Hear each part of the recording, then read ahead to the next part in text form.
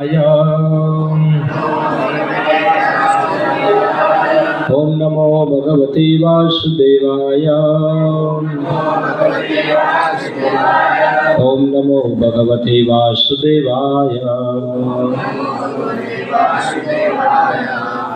ओम अज्ञानतिमिरन्धस्य ज्ञानाञ्जनशलाकया चक्षुरुन्मीलितं येन तस्मै श्री गुरवे नमः। श्री चैतन्य मनोभीष्टं स्थापितं येन भूतले स्वयं रूपः कदा मह्यं ददाति स्वपदान्तिकं। वन्देऽहं श्रीगुरो श्रीयुतपदकमलं श्रीगुरुन् वैष्णवांश्च श्रीरूपं साग्रजातं सहगणरघुनाथं नितं सजीव साद्वैतं सावधूतं परिजनसहितं कृष्णचैतन्यदेवं श्रीराधा कृष्णपादान् सहगणललिता श्रीविशाखान्वितांश्च श्रीकृष्ण चैतन्य प्रभु नित्यानंद श्री अद्वैत गदाधर शिवासादि गौर भक्तवृंद। हरे कृष्णा कृष्णा कृष्णा हरे हरे, हरे राम राम राम हरे हरे। हरे कृष्णा। सबका धन्यवाद। तो मुझे बताया गया कि आप राम कथा बताइए। जनरली मेरा इस प्रकार कथा करने का अभ्यास नहीं है। जनरली हम गीता के ऊपर श्रीमद् भागवत पर प्रवचन करते हैं, ऐसे कथाएं कम करता हूँ, मगर प्रयास करूँगा कुछ रामायण में से कुछ विभाग जो है उस पर हम थोड़ा चर्चा करें। रामायण राम कथा विशाल है, 7 दिन में लोग पूरी करते, पूरी नहीं होगी, बहुत टाइम लगता है उसके अंदर। तो इससे पहले आप लोगों ने अयोध्या कांड तक पढ़ा था, तो मैं वहाँ से आगे बढ़ता हूँ, कुछ पढ़ता हूँ और फिर उस पर हम चर्चा करेंगे। तो क्या हुआ कि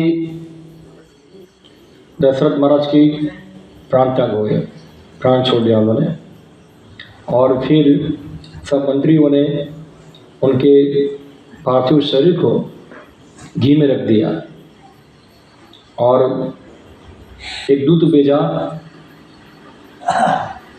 भरत को बुलाने के लिए, महाराज भरत को बुलाने के लिए।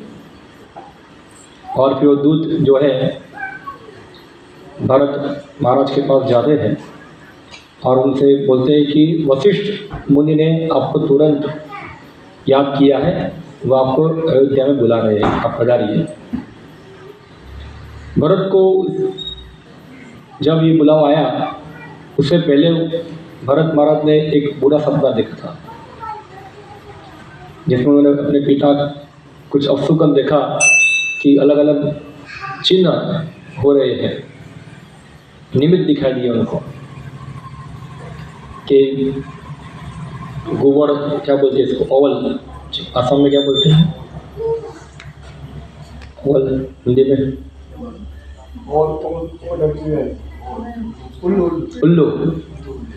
उल्लू दिखाई दिए, अपशुकन हुआ कुछ।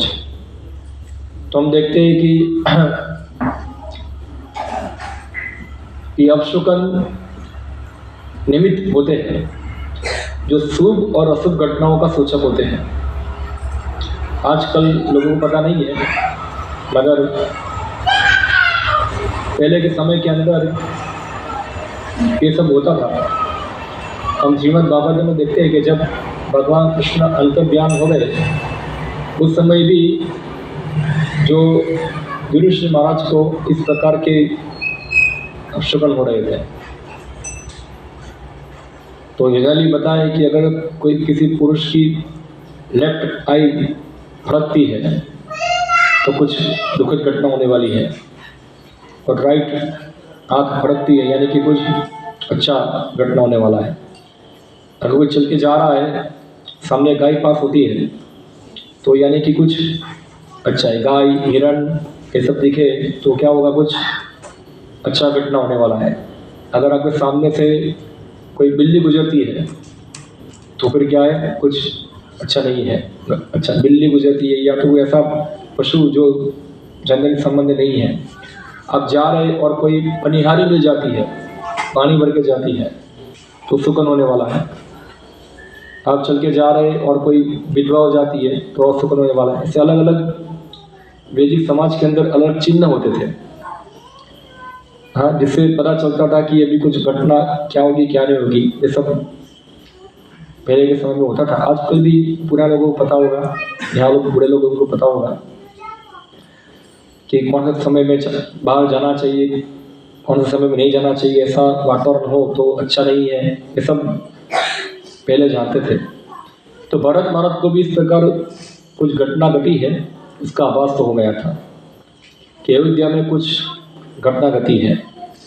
तो तुरंत उन्होंने अपने मामा और नाना से आज्ञा ली और वो वापस अयोध्या जाने के लिए तैयार हो गए। तो भरत महाराज और शत्रुघ्न दोनों रथ पर सवार हुए, दोनों भाई, और अयोध्या जाने के लिए रथ पर बैठे। उनके मामा ने उनके जाने के लिए यात्रा की सुविधा की। बहुत सारे सैनिक उनको यात्रा में उनके साथ आए उनकी रक्षा करने के लिए, और ये लोग 7 दिन की यात्रा कर कर अयोध्या पहुँचे, क्योंकि दूर था उनका राज्य। और 7 दिन की यात्रा करके जब पहुँचे अयोध्या में, तो अयोध्या पूरा सन्नाटा छा गया था। पूरा लगता है कि उज्जवल हो गया है, स्मशान जैसा हो गया था। हर लोग उदासीन थे। पूरा जो नगरी था उसमें सब कचरा हो गया था, क्योंकि साफ सफाई करने वाला कोई आता नहीं था। सब लोग अपना काम करना बंद कर दिया था, सब लोग बुद्धिपूर्वक कार्य बंद कर दिए, सब दुकान बंद पड़ी थी और शोक मग्न था। तो ये भरत महाराज जान गए जरूर हमारे पिताजी ने शरीर छोड़ दिया है, वरना अयोध्या की ऐसी हालत कभी हो सकती नहीं। एक समय की अयोध्या जो फुलती फलती थी, यहाँ इतना आश्चर्य हो रहा था, आज इतनी उज्जड़ दिख रही है पूरी, जरूर कुछ अशुभ घटना हुई है। तो भरत महाराज तुरंत गए उनके पिताजी के महल के अंदर, मगर उनको वहाँ उनके पिताजी दिखे नहीं। बाद में वो कैकेयी के पास गए, उनकी माँ के पास, उनको प्रणाम किया। माँ ने भी बहुत दिनों के बाद अपने बच्चे को देखा, भरत को, उनको गले लगाया और इस प्रकार वार्तालाप हुआ। और कैकेयी को पूछे भरत महाराज कि क्या हुआ, ये पूरी अयोध्या ऐसी क्यों दिख रही है, पिताजी के अपने महल में नहीं है।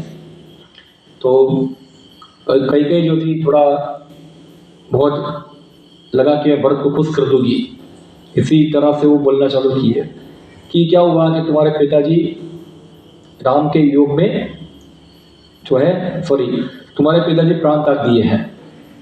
तो ये सुनकर भरत महाराज विलाप करने लगे और शोक मग्न होकर मूर्छित होकर गिर गए।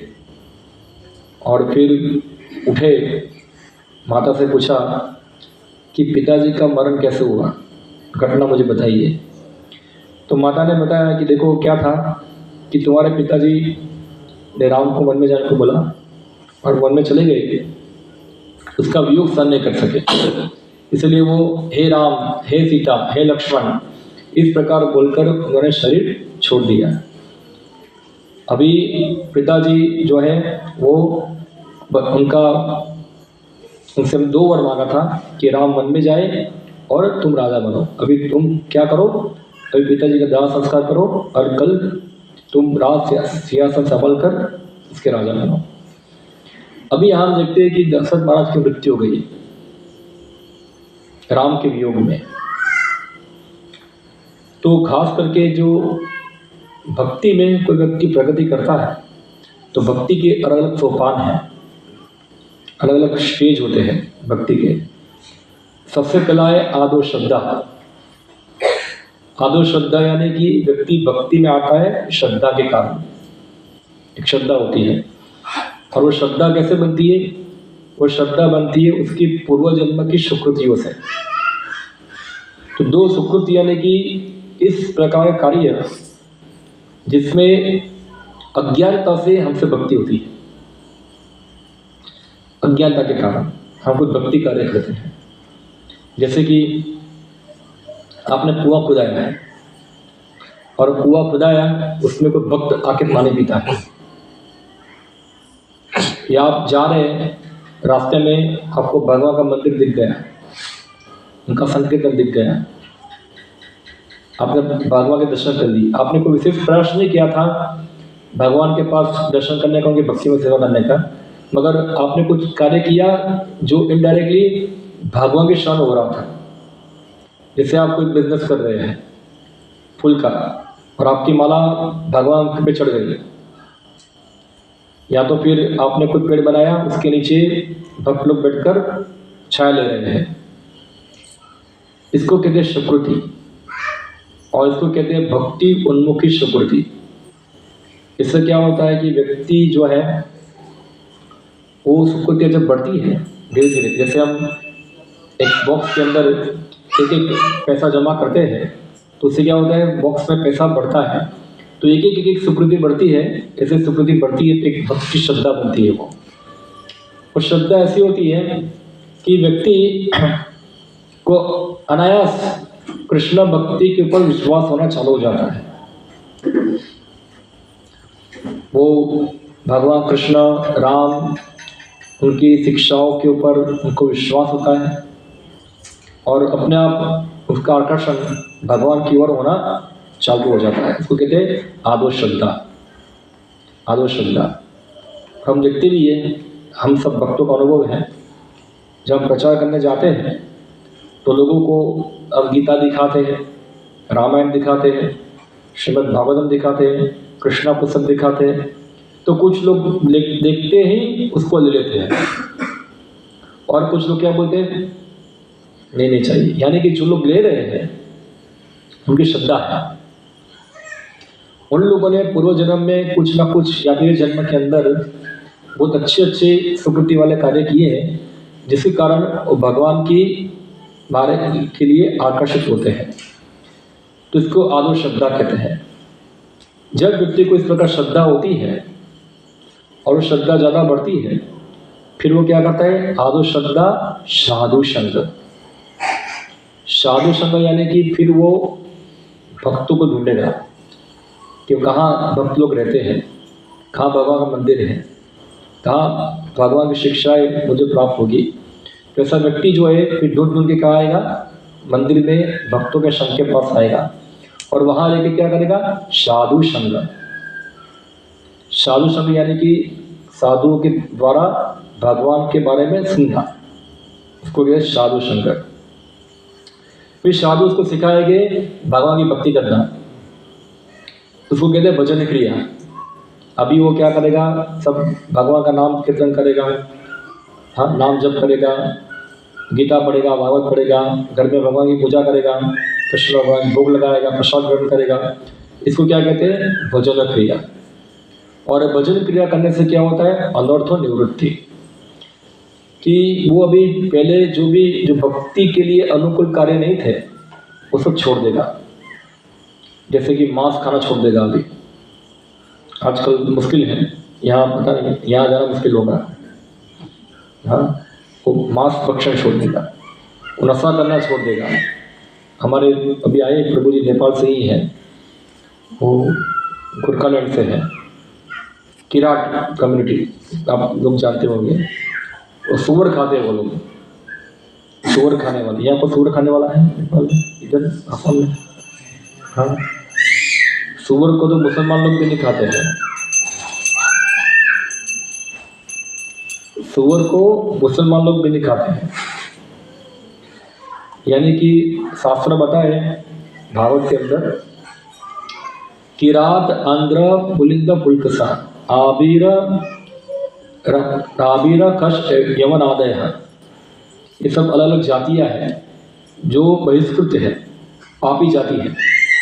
हाँ किरात आंध्र पुलिंद पुलकसा आबीर कश यवन आदय है। यन्य च पापा उपाश्रय आश्रय शुद्धंती प्रभविष्णवे नमः। कि ये सब जो जाति है जो जन्म से ही पाप कर्मों में लिप्त होती है, सुअर खाने वाले या तो कुत्ता खाने वाले, कुत्ता खाने वाले को कहते हैं चांडाल। हाँ यहाँ भी चांडाल हो गए, अगर आई थिंक नागालैंड में ज़्यादा है चांडाल लोग खाते हैं।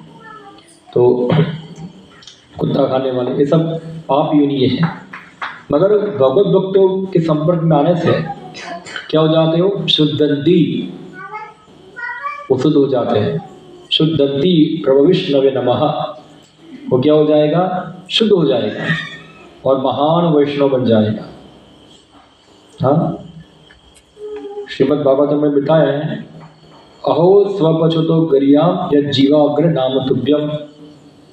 हाँ, कि अगर कोई स्वपच के परिवार में पैदा हुआ है, अगर वो अपने मुख से भगवान कृष्ण का, राम का नाम बोलता है, हरे कृष्णा कृष्णा कृष्णा हरे हरे, हरे राम राम राम हरे, अहो बच स्वपचतो गरियाम या जीवाग्र नाम तुभ्यम, तो क्या होगा कि वो व्यक्ति समाज में सबसे श्रेष्ठ है। हाँ, ब्रह्मानु नाम मुरंती यते, तो ये बताया देवहूति माता कपिल भगवान को कि वो व्यक्ति सभी प्रकार के व्यक्तियों में सर्वश्रेष्ठ व्यक्ति है समाज में, जो अपने जीव के द्वारा भगवान का नाम का उच्चारण करता है, भले ही वो चांडाल या निम्न प्रकार के परिवार में पैदा किया हुआ हो, और वो भी क्या है? ब्राह्मण से भी श्रेष्ठ है वो तो। अहो बच स्वपचतो गरियाम जीवा के नाम तुभ्यम। और प्रधान तो बताते हैं और आगे कि अगर कोई व्यक्ति विप्र है कि ब्राह्मण, अगर भगवान का भक्त नहीं है तो उसका कोई फायदा नहीं है। मगर कोई भगवान का भक्त है, मगर वो चंडाल में पैदा क्यों ना हुआ हो, वो ब्राह्मण से भी श्रेष्ठ है। तो जब व्यक्ति भगवत भक्त बनता है तो सभी प्रकार के दुष्कार्य को छोड़ देता है। हाँ, मांस भक्षण करना, जुआ खेलना, नशा करना, व्यभिचार करना, ये सब छोड़ देगा। क्या करेगा? भजन करेगा, भगवान का भक्ति करता है। और फिर इस प्रकार अनर्थ से मुक्त होते होते उसको भक्ति में निष्ठा आ जाती है। निष्ठा यानी कि अभी उसको भक्ति में से कोई हिलाता नहीं है। पहले क्या होता है भक्ति में? ऐसा होता है अप डाउन, कभी करता है कभी नहीं करता है, मगर निष्ठा आने के बाद क्या है? अभी वो भीड़ हो जाता है। कहीं भक्ति में उसको पूर्ण विश्वास, निष्ठा आ गई है, पक्का हो गया है। और फिर निष्ठा जब और आगे बढ़ती है तो उसको भक्ति में रुचि आती है। हाँ, अभी रुचि हो जाती है। फिर उसको भक्ति में रुचि आने के कारण उसको भौतिक जगत के सुख में रुचि नहीं रहती। हाँ, वो रुचि। उसके बाद आसक्ति, अटैचमेंट हो जाएगा, आसक्ति। और आसक्ति और ज़्यादा आगे बढ़ेगी तो वो बनता है भाव। क्या बनता है? भाव। जैसे हम गन्ने को गर्म करते हैं तो पहले क्या बनेगा? गन्ना गर्म करेंगे तो मोलासिस होता है ना, क्या बोलते हैं यहाँ? मोलासिस बोलते हैं। गन्ने को गर्म करते हैं, बाद में क्या होता है? गुड़ से पहले क्या बनता है? जूस होता है पहले। गुड़ से पहले का जो प्रोडक्ट क्या बनेगी? वो आपका ये बता, उसको अंग्रेजी भाषा में बोलते हैं मोलासिस। और फिर और गर्म करेंगे क्या बन जाएगा? वो गुड़ बन जाएगा, और गुड़ बनता है। तो भाव, और भाव और ज़्यादा गाढ़ होता है तो क्या होता है? प्रेम। और प्रेम जब होता है तो उसमें अलग अलग लक्षण बताए हैं। हाँ, अश्रुपात होना, शरीर में कंपन होना, हाँ, हर्ष होना, नाचना, ये सब प्रेम के लक्षण है। और एक लक्षण जो है प्रेम का वह है मृत्यु। वो क्या है? मृत्यु। तो दशरथ महाराज जो थे वो भगवान राम से इतना प्रेम करते थे कि भगवान राम का विरह वो सहन नहीं कर पाए, और क्या हो गया? उनका मृत्यु। ये एक प्रेम भक्ति का लक्षण है ये। हाँ, उनका मृत्यु हो गया। तो ये जब भरत महाराज ने ये सुना कि दशरथ महाराज मृत्यु हो गई है और बहुत विलाप किए, तब उनके माता ने सुना कि राम वन में चले गए हैं। तो उनको लगा क्यों राम वन में गए, तो माता ने पूरा बता दिया। तो भरत महाराज बहुत क्रोधित हो गए कि आप कैसे सोच लिया कि मैं जीते जी राम के होते हुए मैं अयोध्या का शासन प्राप्त कर सकूं? ये मेरे लिए असंभव है। मैं अपने आप को राम का दास मानता हूँ। मैं कभी भी अयोध्या का शासन कभी लूँगा नहीं, राम ही अयोध्या के राजा है, मैं उनका दास हूँ। अभी यहाँ से हम देख सकते हैं दो भाइयों के बीच में किस प्रकार का एक लगाव है, हम रामायण के द्वारा समझ सकते हैं। आजकल भाई भाई कहाँ जाते हैं? कोर्ट पे जाते हैं। हाँ, कुछ ज़मीन के लिए, कुछ जायदाद के लिए सब लोग जाते हैं।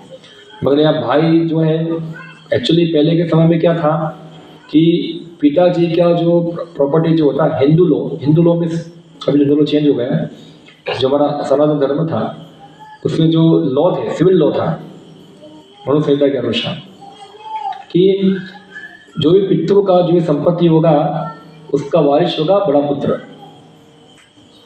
बड़ा पुत्र क्या होगा? उसका वारिस होगा। बाकी जो है उनको मेंटेन करेगा कौन? बड़ा पुत्र। और जो पुत्री जो होती है उनको पिताजी की संपत्ति में इतना अधिकार नहीं होता है। मगर धीरे धीरे इन दोनों को छेड़छाड़ करके चेंज किया है सरकार ने, और फिर धीरे धीरे क्या दिखा दिया? पुत्री का भी अधिकार है डाल दिया उन्होंने। जनरली क्या होता था, जब पुत्री का विवाह होता है तो पिताजी उसको बहुत कुछ देते थे दहेज में, तो उससे पुत्री का हो जाता था, तो उसका अधिकार वहाँ लेने की आवश्यकता नहीं है। मगर धीरे धीरे हिस्ट्री को थोड़ा मोड़ा गया कि हिस्ट्री में ऐसा सिखाया गया कि भारत के अंदर स्त्रियों की स्थिति बहुत खराब थी, उसे दहेज दिया जाता था। तो दहेज लेते वो बुरा है, मगर अपने पिता की संपत्ति में भाग मांगना वो बुरा नहीं है, वो अच्छा है। हाँ, तो इस प्रकार सिखाया गया। तो इस प्रकार से क्या हुआ, फिर पूरा समाज को बांटने का प्रयोजन हो गया पूरा। तो जनरली ऐसा था कि जब कोई अधिकार होता है तो उसके साथ साथ उनकी ड्यूटी भी आती है। क्या आती है? अधिकार के साथ क्या आता है? एक कर्तव्य भी आता है। जैसे मैंने बताया कि बड़ा पुत्र जो था वो संपत्ति का अधिकारी होता है, तो बड़ा पुत्र का कर्तव्य भी आता है। और वो कर्तव्य क्या होता है कि उनके अधीन जितने भी लोग हैं उनका पालन पोषण करना। अभी वो नेक्स्ट पिता है। क्या है वो? नेक्स्ट पिता होता है। पिता की जब एब्सेंट है, पिता हाजिर नहीं है, तब बड़ा भाई पिता के रूप में कार्य करता है। हाँ, इसलिए उनको ये अधिकार भी दिया गया है और उनको इस प्रकार का ड्यूटी भी दिया गया है। तो दो चीज़ें, अधिकार भी है और ड्यूटी भी है, दो चीज़ें। आजकल क्या चलता है, अधिकारों की ज़्यादा मांग होती है, ड्यूटी का कोई सोचता नहीं, कर्तव्य को सोचता नहीं है। जैसे कि बच्चे लोग बोलेंगे पिताजी से मुझे मेरा हक दो, अगर बच्चे लोग पिताजी के प्रति ड्यूटी क्या करते हैं? वो कुछ नहीं है, वो तो उसको तो वृद्धाश्रम में छोड़ के आ जाते हैं, जाओ वहाँ जाके मरो, उनको प्रॉपर्टी चाहिए। तो ये जो रामायण से हम समझ सकते हैं, जब अधिकार होता है तो उसके साथ ड्यूटी भी आती है, कर्तव्य भी होता है।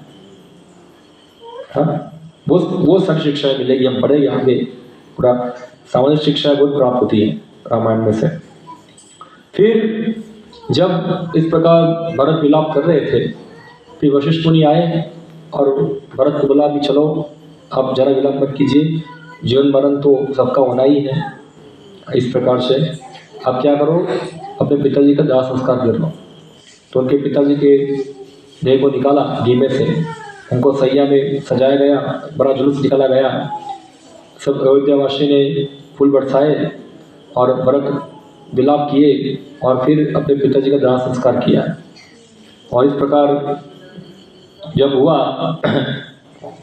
तो भरत महाराज वहाँ संकल्प किए कि मैं राम को वापस बुलाऊंगा यहाँ अयोध्या।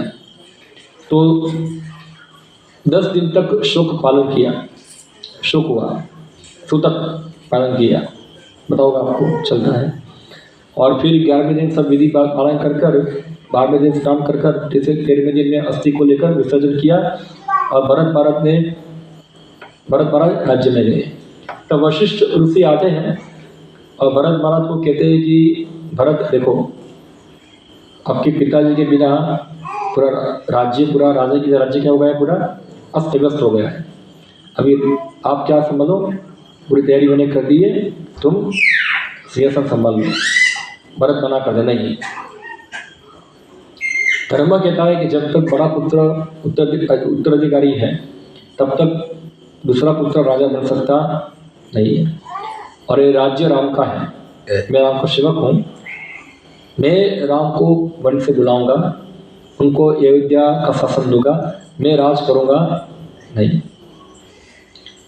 और सब मंत्री लोगों ने भी हाँ बोला, ठीक है आपकी जैसी इच्छा। और भरत ने भी सबको आदेश दिया, अब राम को लाने के लिए जाएंगे, पूरा राज्य जो है सेना तैयार करो, मार्ग बनवाओ। तो सब लोग जो थे वो मार्ग बनाना चालू कर दिया, जो वन में गए थे उसका। अभी यहाँ हम देखते हैं वो एक बहुत अच्छा एक श्री प्रभुपाद जी बताते हैं तात्पर्य के अंदर, जो इसमें रामायण में ढाला गया है।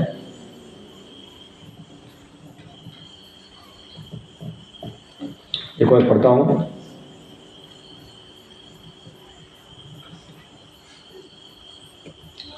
भरत की ऐसी अभिलाषा का समाचार सुनकर सभी प्रसन्न हुए। तत्पश्चात मंत्रियों ने अनेक अभियंताओं एवं श्रमिकों को बुलवाया। शीघ्र ही श्रमिकों का समूह नगर से वन की ओर जाने वाले मुख्य मार्ग का निर्माण करने के लिए चल पड़ा।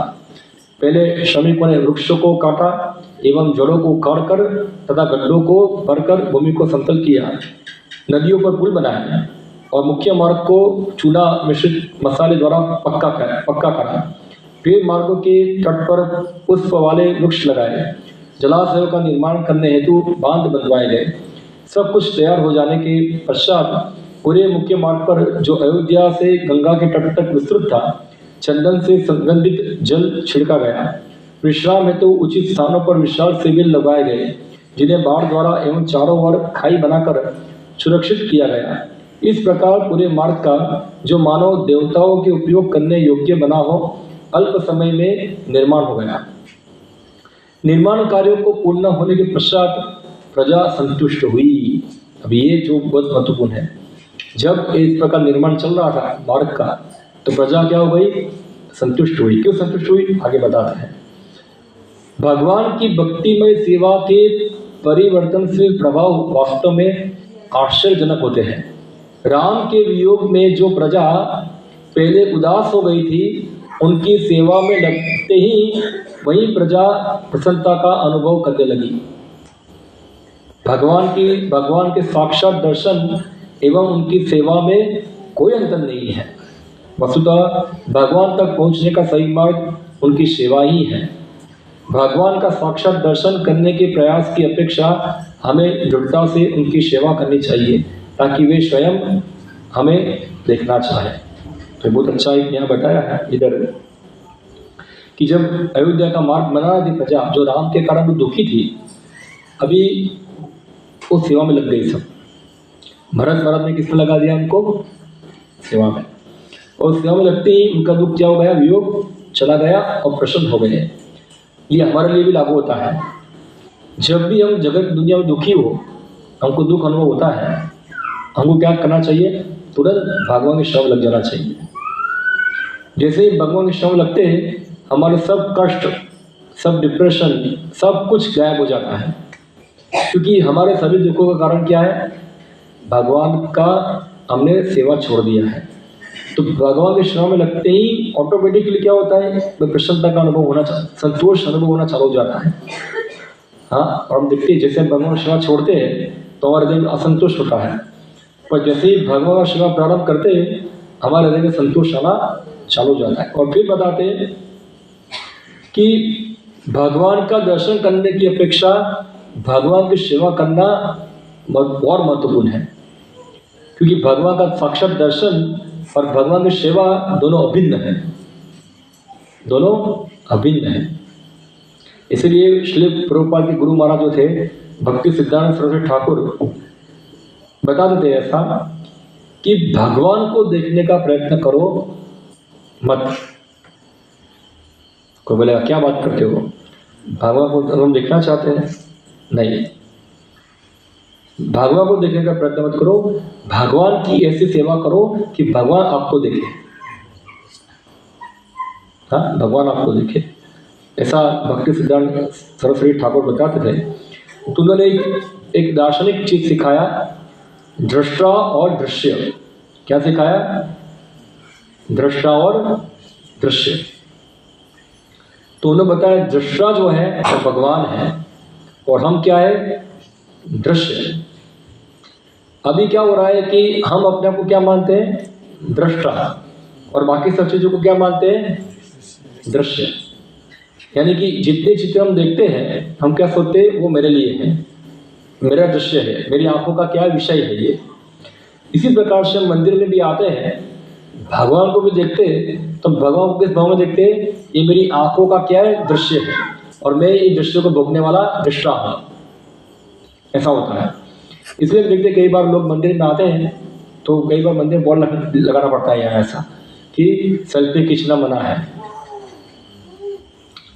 पता नहीं यहाँ तो आपको पता नहीं होगा, यहाँ को मंदिर अब चर्चा नहीं होगी ज़्यादा, मगर हमारे मंदिरों में ऐसा होता है कि इधर एक बोर्ड लगाना पड़ता है, सेल्फी खींचना मना है। फिर भी एक आदमी को रखना पड़ता है इधर बिठा कर, कि कई बार लोग आते हैं दर्शन करते, भगवान के साथ में सेल्फी खिंचाते हैं।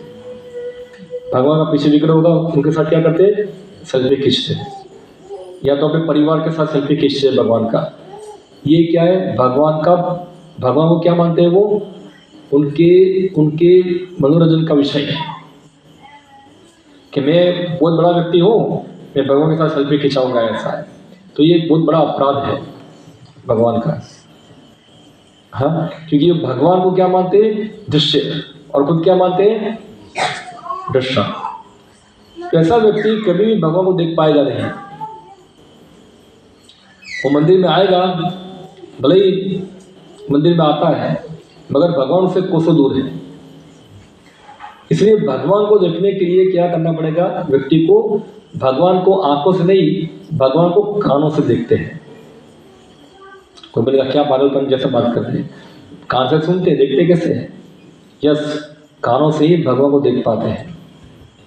इस उदाहरण में आपको दो, आप में से कितने लोग अमेरिका गया है? यहाँ से देखा है किसी ने अपनी आंखों से अमेरिका को गया? यहाँ से यूएस जाने की इच्छा है? कितने की इच्छा? तो पर करो। आपने देखा नहीं अमेरिका जैसा कोई चीज है, फिर जाने की इच्छा क्यों है? क्योंकि सुना है। क्या है? आप लोगों ने सुना है, देखा नहीं, ये सुना है। उसी प्रकार से भगवान को हम कैसे देख पाते हैं? सुनने से। जो अमेरिका में एक देश है उसके बारे में थोड़ा शब्द सुनते हैं तो उनको इच्छा होता है अमेरिका में जाना है। तो भगवान तो अमेरिका से भी बहुत ऊपर है। तो इसलिए भगवान के बारे में जितना व्यक्ति सुनता है इतना भगवान को देखता है वो। तो हम इसलिए मंदिर जो है उसका उद्देश्य है खास करके खाली मंदिर में आकर प्रणाम कर कर भगवान का दर्शन कर कर जाना नहीं होता है। मंदिर में प्रथा है, पता नहीं आपके यहाँ एक संस्कृति है कि नहीं है, हमारे यहाँ गुजरात में से संस्कृति है। जो मंदिर में आता है तो थोड़ा बैठता है मंदिर के अंदर, चला जाता नहीं है। यहाँ ऐसा है संस्कृति, कुछ थोड़ा सा बैठेगा वो, तुरंत चला नहीं जाएगा। क्यों ये संस्कृति है कि मंदिर में बैठेगा तो वहाँ जो भगवान के भक्त लोग, सेवक लोग जो भगवान की सेवा करते हैं उनके द्वारा उनको भगवान के बारे में कुछ सुनने को मिलेगा। क्या मिलेगा? कुछ श्रवण करने को मिलेगा। कि मंदिर में खास की कथाएं होती हैं, भगवान के बारे में प्रवचन होता है, वो सुनकर क्या होगा? धीरे धीरे उनका मन क्या होता है? पवित्र होता है। तो इसलिए मंदिर में जाने का मतलब क्या है? सुनना। इवन शास्त्र बताते हैं, भगवान कृष्ण बताते हैं भागवतम के अंदर, यशास्त्र बुद्धि कृपणे त्रिधातुके स्वधि कलत्रादिषु भौमम ईज्जतिः यह तीर्थ बुद्धि सलीलेन कनचित जनेषु अवज्ञेषु शैव गोखरा। इसका अर्थ होता है यस्यात्म बुद्धि कृपणे त्रिधातुके। इसका अर्थ है कि जो व्यक्ति शरीर और आत्मा को एक ही मानता है कि ये शरीर और आत्मा जो है वो कप पित्त वायु के अलावा कुछ नहीं है, त्रिधातु। और जो यशार्थ बुद्धि कृपणति धातु के स्वधिक कलत्रादेशु, जो केवल यही सोचता है कि जीवन का लक्ष्य केवल क्या है, परिवार, पत्नी, बच्चे, उसमें पड़ा रहना है, वही है जीवन। कलत्रादेशु भौमम इज्जति है, जो व्यक्ति अपने जन्मभूमि को पूजनीय मानता है। जननी जन्मभूमिश्च, फिर स्वर्गादपि गरीयसी, स्वर्गादपि गरीयसी। इसका अर्थ क्या हुआ? मुझे मेरी माँ और जन्मभूमि दोनों क्या है, स्वर्ग से भी क्या है, बहुत प्यारी है। मगर यहाँ क्या बताता है? भौमम इज्जति, जो अपनी जन्मभूमि को पूजनीय मानता है। स्वादि कलत्रादि भौमम इज्जति है। यह तीर्थ बुद्धि सलिले न करचित, जो मानता है कि तीर्थ स्थान में जाने का मतलब क्या है, वहां जाके खाली स्नान करना। क्या करना? खाली स्नान करना। जनेशु अवज्ञेशु शैवा गोखर, ऐसे व्यक्ति जो क्या है, गो और खर जैसा है। गो यानी कि गाय और खर यानी कि गधा। इसकी तुलना की गई पशुओं के साथ की गई है। वो गाय और गधे के समान है, क्योंकि पशुओं को ज्यादा बुद्धि होती नहीं है। क्योंकि जो इस प्रकार सोचता है वो देव और आत्मा के भेद को जानता नहीं है। जैसे कोई सोचेगा ये मेरा जन्मभूमि पूजनीय है, क्या बोलेंगे? जन्मी जन्मभूमिश्च बोलते हैं। अभी आज यहाँ पैदा हुआ है, कल दूसरी जगह पैदा होगा। आज बोलता है मेरा भारत महान, मर गया। कल होकर पाकिस्तान में पैदा हुआ है, क्या बोलेगा? मेरा पाकिस्तान महान है। फिर अमेरिका में पैदा होगा तो क्या बोलेगा? God bless America. या फिर बाद में पैदा होगा जूइश बनकर, जूइश क्या आसाम में क्या बोलते हैं उसको, जूइश को यहूदी बन के पैदा होगा तो बोलेगा we are chosen people of God. हम भगवान के द्वारा क्या है, चुने हुए व्यक्ति हैं। We are Jewish special people. या तो सब लोग जहाँ जहाँ पैदा होते वहाँ वहाँ उसकी पहचान करते हैं। क्यों? क्योंकि मैं वहाँ पैदा हुआ हूँ, मैं बड़ा व्यक्ति हूँ, इसलिए मेरा वहाँ इस जगह में पैदा होने से जगह क्या हो गई, महान हो गई। तो उसको क्या कहते हैं? देहात्म बुद्धि। देहात्म बुद्धि। श्री प्रभुपाद जी बताते थे एक बार रशियन एस्ट्रोनॉमर, यानी कि जो आकाश में जाते हैं, अवकाश यात्री अवकाश में गए, आकाश में जाके बहुत ऊपर चले गए, ऊपर से देख रहे हमारा रशिया किधर है, मॉस्को किधर है हमारा, वो देख रहे हो। यानी कि उतना दूर जाने के बाद भी इसकी बुद्धि कहाँ है? देहात्म बुद्धि। कहाँ है मेरा मॉस्को? और हम सबको पता है, जो भी कोई मैप देखेगा, कहाँ मेरा आसाम किधर है निकालो। कहाँ मेरा आसाम, मेरा गांव किधर है निकालो। हाँ, तो ये इसको बोलते इज्जति है, यानी कि अपनी जन्मभूमि को पूजनीय मानता है। और जो व्यक्ति तीर्थ स्थानों में केवल स्नान करने के लिए जाता है, खाली स्नान करना ही वो सोचता है यात्रा हो गई हमारी। जैसे भी कुंभ मेला हुआ था, सब लोग कहाँ गए कुंभ मेले में? डुबकी मारने के लिए। बोला स्नान हो गया, सब खत्म हो गया, अभी सब क्लियर हो गया। भगवान कृष्ण बोलते ये सब कैसे गाय और गधे जैसे हैं, क्योंकि तीर्थ स्थान में जाना, ये सब करने का उद्देश्य क्या है?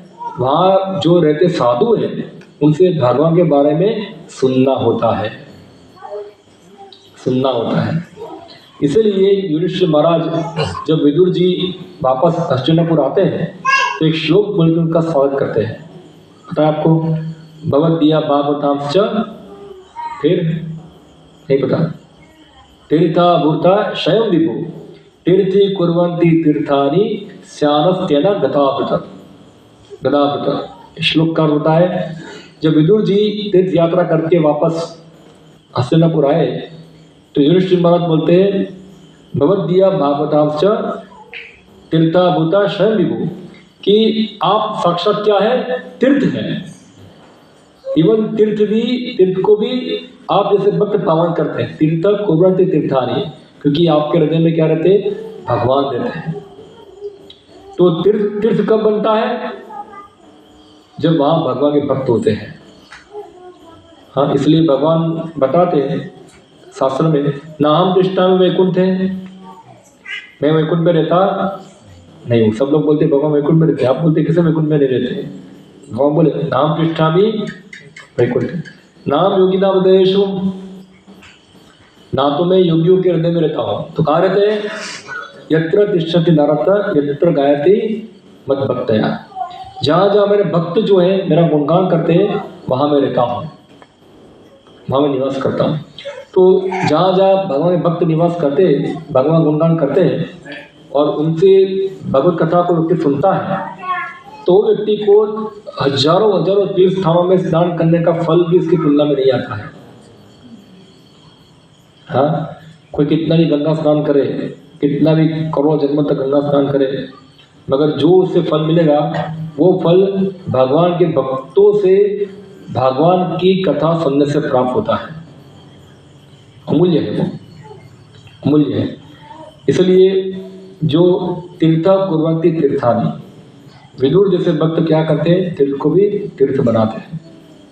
हाँ, तो इस प्रकार जो कोई सुनते नहीं है मंदिर में आकर, मंदिर का मुख्य उद्देश्य क्या है? श्रवण करना। और श्रवण करता है वही भगवान को क्या करता है? देख पाता है, देखना। इसलिए मंदिर में आने का मतलब सुनना। इसलिए मंदिर में आना चाहिए, प्रणाम करना चाहिए और हर रोज भगवान के बारे में सुनना चाहिए, डेली श्रवण करना चाहिए। एक्चुअली पहले ऐसा ही था गाँव में, आजकल तो धीरे धीरे शहर बन रहा है, मगर गाँव में पहले यही पद्धति था। लोग सुबह जल्दी उठ जाते थे। पहले ये सब फैक्ट्री नहीं था इतना ज़्यादा। आपके यहाँ तो अच्छा है, क्या फैक्ट्री नहीं है। हमारे गुजरात में बहुत सारी फैक्ट्रियाँ होती हैं। तो सुबह 5 बजे लोग उठ जाते हैं फैक्ट्री जाने के लिए। हाँ, और अप डाउन करते हैं, 2-2 घंटा 3-3 घंटा जाना होता है। जैसे मुंबई जैसा शहर होगा तो 3 बजे उठना पड़ता है, 2 घंटा ट्रेन में जाना होता है।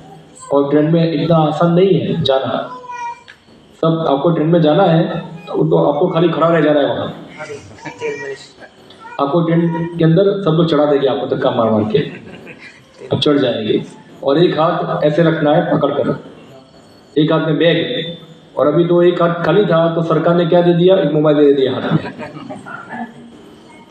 तो एक हाथ में ये, एक हाथ में बैग और एक हाथ में मोबाइल ऐसे चलता रहेगा, कान में ईयरफोन होगा, बस ये चलता रहेगा।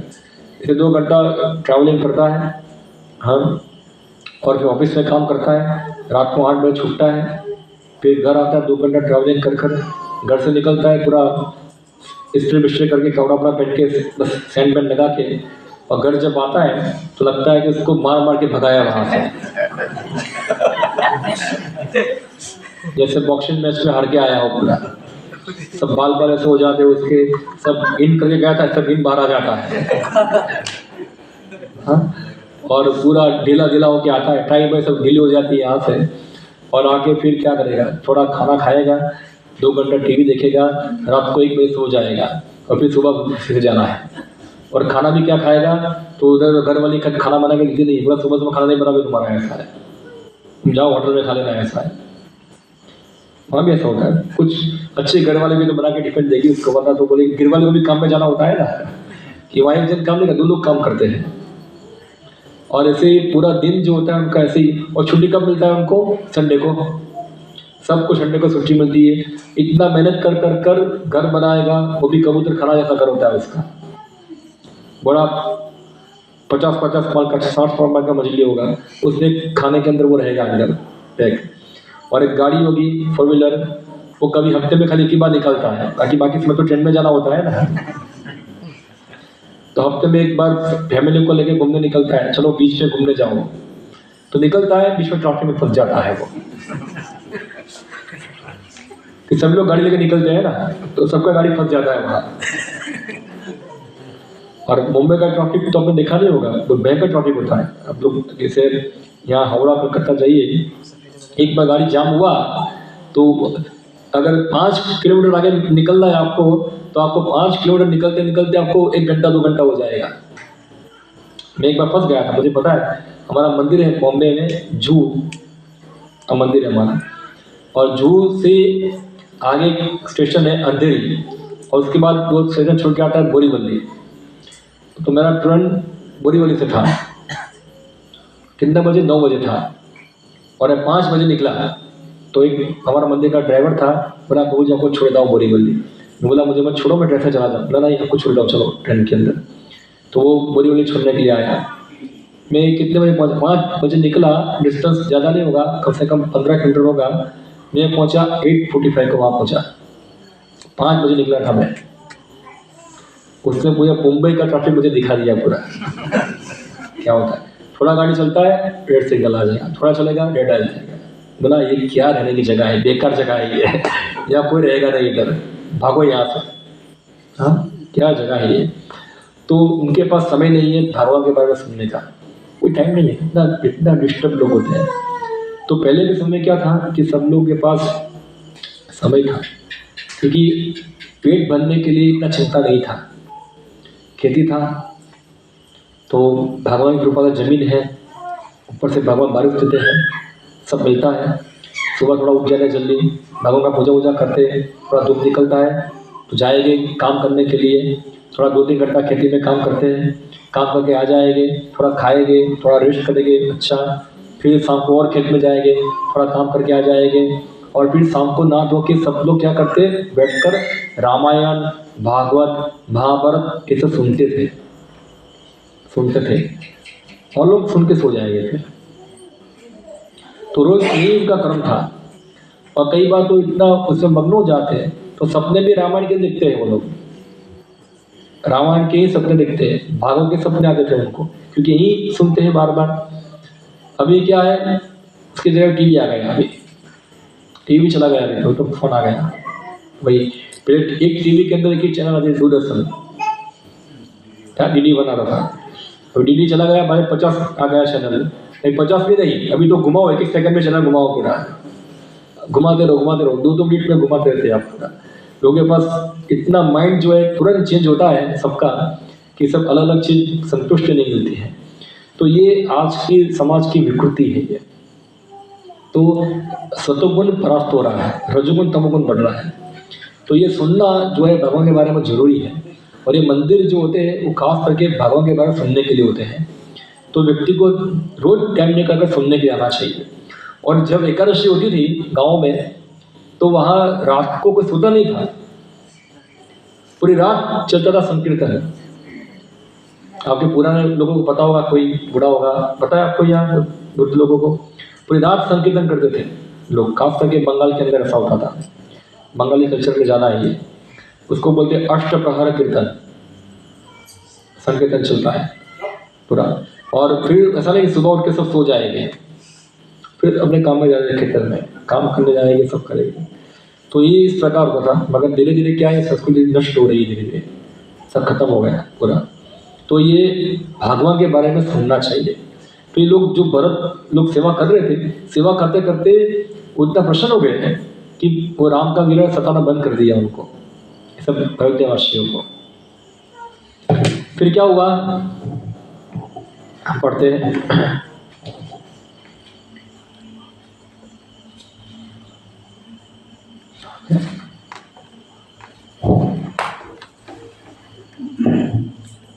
अगली सुबह भरत ने सुमन से अपना रथ लाने को कहा और तब वे विशाल सेना लेकर चले। भरत के नेतृत्व में उस विशाल दल से 60,000 रथ से जितने सारथी राम के पुनः समागत थे, 1,00,000 घुड़सवार थे एवं 9,000 हाथी थे जो कमल पुष्पों के समान सुजित थे। कौशल्या, सुमित्रा तथा कैकेयी भी अपने अपने रथ में चढ़कर राम को वन से लौट लाने की आशा में चल पड़ी। अन्य अनेक व्यक्ति भी राम को देखने की आशा से प्रसन्नचित्त होकर भरत के साथ चल दिए। अयोध्या के निवासी स्वर्गलोक के निवासियों से के सदस्य प्रतीत हो रहे थे। उन्होंने अपने सबसे सुंदर वस्त्र पहने थे, सुगंधित पुष्पों की मालाएं धारण की थी एवं शरीर पर चंदन का लेप लगाया था। रथ ऐसे प्रतीत हो रहे थे मानो दिव्य विमान हो एवं हाथी इस प्रकार से आगे बढ़ रहे थे मानो चमकती धूप में मेघ पर्वत द्वारा उड़ा लिए जा रहे हों। जब वह दल गंगा के नदी के तट पर पहुंचा तब वे सभी रात्रि व्यतीत करने के लिए वहां रुक गए। अवसर प्राप्त होने पर भरत ने अपने स्वर्गीय पिता को गंगा जल अर्पित किया। जब घु ने विशाल सेना सहित भरत को वन की ओर जाते हुए देखा तब उसे शंका हुई कि कहीं उनका प्रयोजन राम पर आक्रमण करने का तो नहीं है। अभी जो घु था वो निषाद का राजा था, जो अयोध्या की बॉर्डर पे रह रहा था। तो ये गुरु राम का मित्र था, निषाद था मगर राम का मित्र था वो। जब भगवान रामचंद्र वनवास गए थे तो उन्होंने राम भगवान को वहीं ठहराया, बोला हमारे यहाँ एक रात ठहरिए, और सब उनको गंगा पार करने की व्यवस्था करके दी थी पूरी। तो भरत महाराज जब वहाँ आए तो गु ने भी देखा कि भरत यहाँ है, तो गु को शंका हुई कि शायद भरत महाराज जो है वो राम को मारकर ये अयोध्या का शासन लेना चाहते हैं। तो उन्होंने अपने गुप्तचरों को भेजा, जाओ थोड़ा जान के आओ क्या है, और सभी लोगों को आगाह किया कि आप लोग 500 बोट रेडी करो। कितनी? 500 बोट, और हर बोट के अंदर 100 लोग होने चाहिए, और हम भरत को गंगा पार करने देंगे नहीं। अगर वो उसका उद्देश्य राम को मानना है तो उनकी सेना को यहाँ ही रोक देंगे। अभी राम का सेवा करने का अवसर आ चुका है हमारे लिए। और फिर जो गु था वो सब भेंट लेकर भरत के पास गया और भरत को भेंट देना चालू किया। और सुमंत जो महाराज दशरथ का मंत्री थे उन्होंने गु को परिचय कराया भरत महाराज के साथ कि गु है राम जी का मित्र है। और गु जो था भरत को बोलते हैं यहाँ कि गु के पहुंचने पर भरत ने उनका अतिथि सत्कार किया, उनसे भरद्वाज के आश्रम का मार्ग पूछा। गु ने कहा आप निश्चित रहे, मैं आपको ऐसा मार्ग बताऊंगा कि आप सभी को तनिक भी कष्ट नहीं पहुंचा, किंतु कृपया पहले मुझे स्पष्ट करें कि आप किस उद्देश्य से राम को मिलने जा रहे हैं। आपके साथ इतनी विशाल सेना को देखकर ऐसा लगता है कि मानो आप राम से युद्ध करने जा रहे हो। तो भरत ने उत्तर दिया, प्रिय गुरु, आपके दोसा पर मुझे दुख देते हैं, ऐसा नहीं है। मैं राम को अयोध्या वापस लेने के लिए जा रहा हूँ। आप मेरा विश्वास कीजिए, मैं राम के साथ युद्ध करने जा रहा नहीं। कृपया आप मुझे राम को ढूंढने में मदद कीजिए। और गु को विश्वास हो गया है। गु क्या बोला, ठीक है आप एक रात हमारे यहाँ ही ठहरिए, मैं आपको सुबह गंगा नदी पार कराऊंगा। तो भरत और सब लोग सो गए और भरत को दिखाया गु ने, देखो यहाँ सीता और राम सोए थे, वो जगह दिखाई। और हम लोगों ने, मैं लक्ष्मण नहीं, उनके लिए उसकी घास बिछा के रखे थे और यहाँ सो गए थे। लक्ष्मण ने जब देखा, भरत ने देखा, वो दुखी हुए कि कहाँ राम जो अपनी रात सैया में सोने वाले ये कुछ घास पे सोए हुए हैं, वो दुख हुआ। फिर गु ने बताया जब सुबह हुई थी तो राम ने मेरे पास मांगा कि अभी तुम मेरे लिए एक वट का कुछ दूध लेके आओ। हाँ, और उन्होंने अपनी जटा बना दी उससे दूध लगाकर, और इस प्रकार वन वेश धारण किया था। लक्ष्मण ये भरत को दुख हुआ कि राम ऐसी जो राजा थे अभी इस प्रकार वस्त्र धारण किए उन्होंने। तो भरत ने बोला एक काम करता हूँ, मैं भी ऐसा वेश धारण करूँगा। तो वो भी क्या किए, तुरंत गए, वो वट का दूध लेके आ गए और पूरा अपना जटा बना दिया। उन्होंने ही वट का वस्त्र धारण कर दिया। बोला जिस प्रकार राम ने वस्त्र धारण किया है उस प्रकार मैं भी धारण करूँगा। हाँ, और फिर वो लोग गंगा पार करने के लिए आगे बढ़े और गु ने सबको गंगा पार कराया। हाथी लोग थे, कितने हाथी थे हम देखा था, कितने हाथी थे, 9,000 हाथी थे। 9,000 को कहते गंगा पार कराएंगे। तो कैसे किया उन्होंने, हाथी सब तैरते चले गए।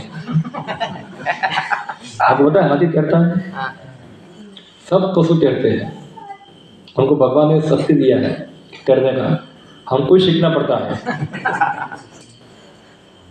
अब कुत्ते को पानी में फेंक दो, तैरेगा वो, उसको तैरने के लिए स्विमिंग क्लासेस करने की आवश्यकता नहीं है, हर पशु तैर जाता है। पता नहीं भगवान ने कैसे उसको सिखाया है, ये हमको ही सीखना पड़ता है। तो हाथी क्या तैर गए, तैरते गंगा पार कर गया उन्होंने, पूरा गंगा पार कर लिए और सब सेना वहाँ पहुँच गई। और पहुँची तो देखते देखते वो कहाँ पहुँच गए, सब लोग भरद्वाज मुनि के आश्रम में पहुँच गए। वहाँ पहुँचे,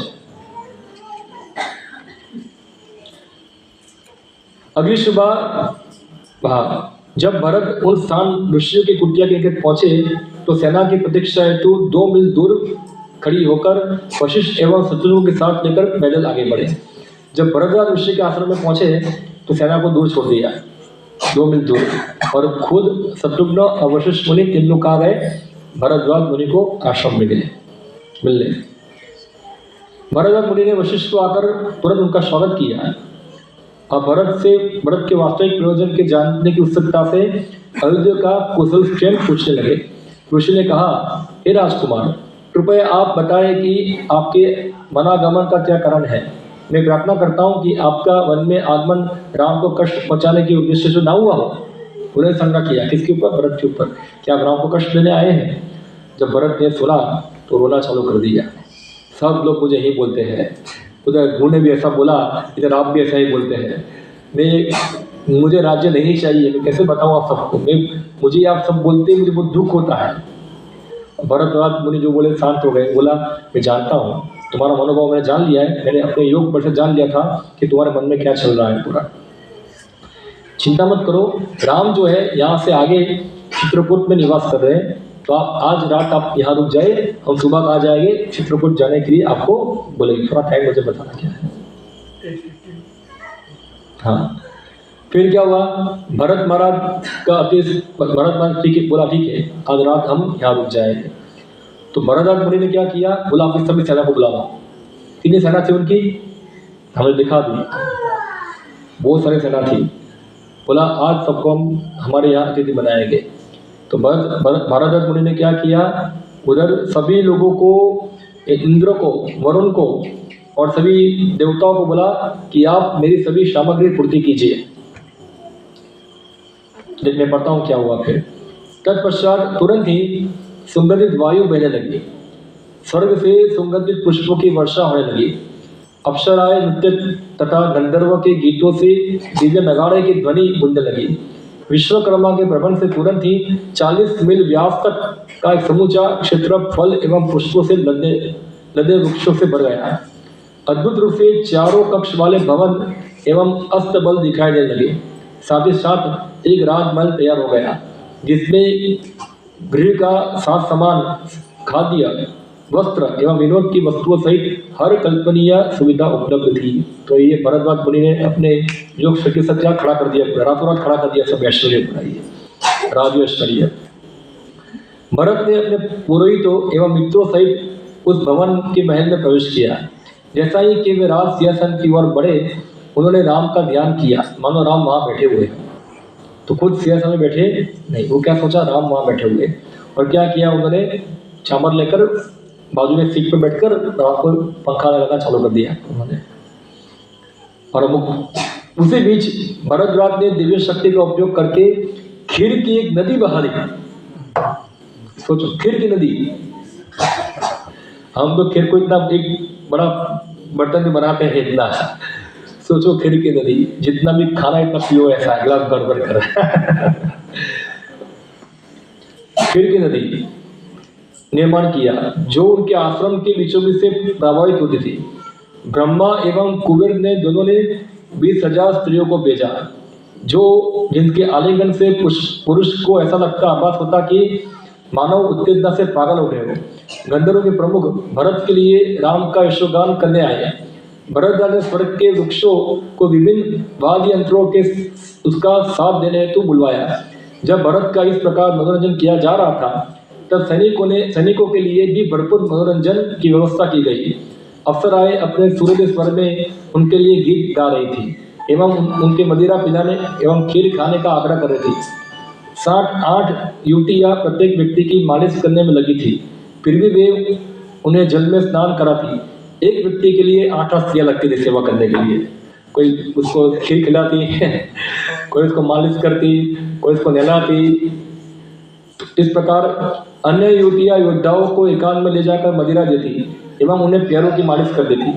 घोड़ों को भी शहद में डुबाया हुआ अनाज खिलाया गया। जब मदिरा पीकर सैनिक उन्मत्त उठे, तब वो हर्षोत्तेजित करने लगे। यह स्वर्ग है, अब हम मन में लौटकर अयोध्या वापस नहीं जाएंगे, यहाँ ही रहेंगे, ऐसा है। हमको मिल गया, इधर ही स्वर्ग मिल गया अभी। इस प्रकार से अप्सराओं के साथ सैनिक विविध प्रकार के आनंद प्रमोद से अत्यंत संतुष्ट हुए।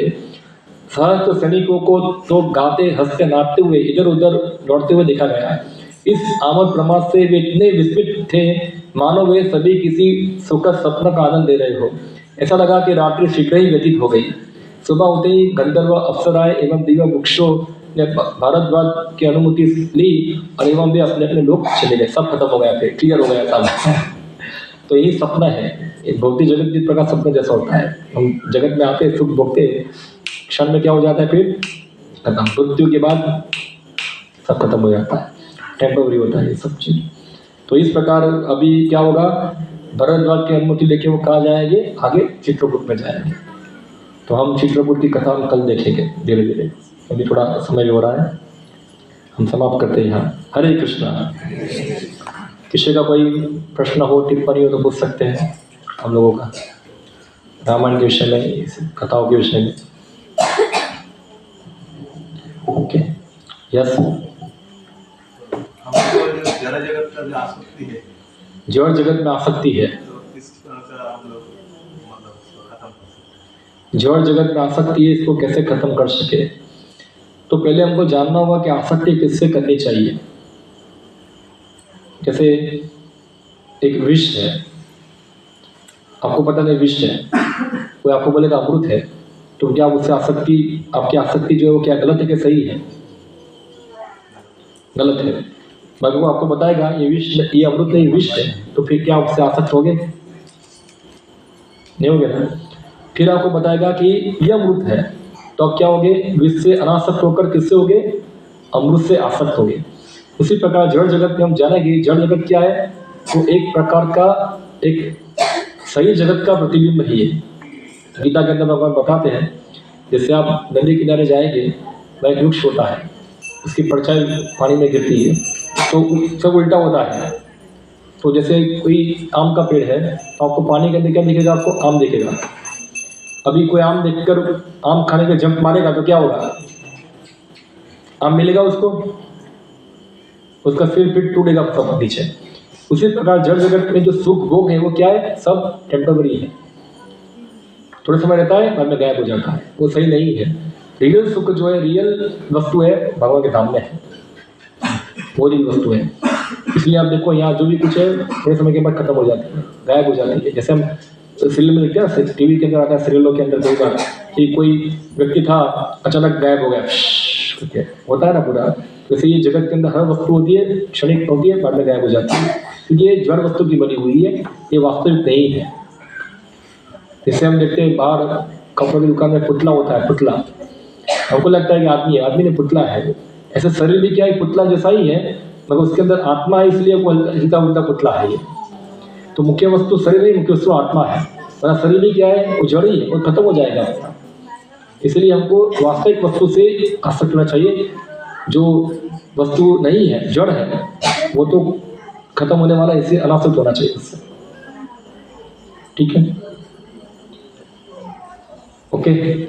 तो यहाँ मैं समाप्त करता हूँ। हरे कृष्णा।